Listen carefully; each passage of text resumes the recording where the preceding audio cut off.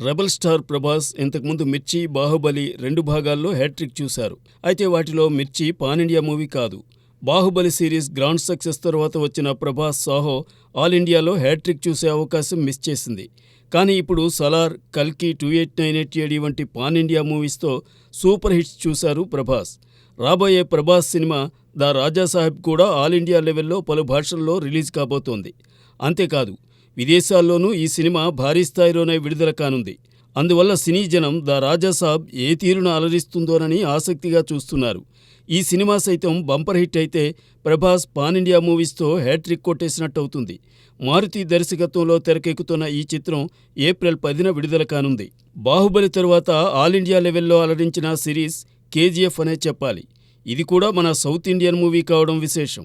'KGF' సిరీస్తో bumper hits చూసిన యశ్ ఆ సినిమాల తరువాత నటిస్తున్న చిత్రం 'టాక్సిక్'. ఈ చిత్రాన్ని యశ్ నిర్మిస్తూ నటిస్తుండగా గీతూ మోహన్ దాస్ దర్శకత్వం వహిస్తున్నారు. ఈ సినిమా కూడా ఏప్రిల్ 10న రాబోతోంది. ఈ మూవీని కూడా పాన్ ఇండియా సినిమాగానే రిలీజ్ చేస్తున్నారు. 'టాక్సిక్' హిట్ అయితే యశ్ కూడా హ్యాట్రిక్ అందుకున్నట్టే. ఇలా ఇద్దరు సౌత్ స్టార్స్ తమ పాన్ ఇండియా మూవీస్తో హ్యాట్రిక్ మీద ఉన్నారు. అంతేకాదు ఆ 2 సినిమాలు ఒకే రోజున విడుదలవుతూ ఉండడం ఇక్కడ విశేషం. మరి ప్రభాస్, యశ్ ఇద్దరిలో ఎవరు హ్యాట్రిక్ సొంతం చేసుకుంటారో చూద్దాం.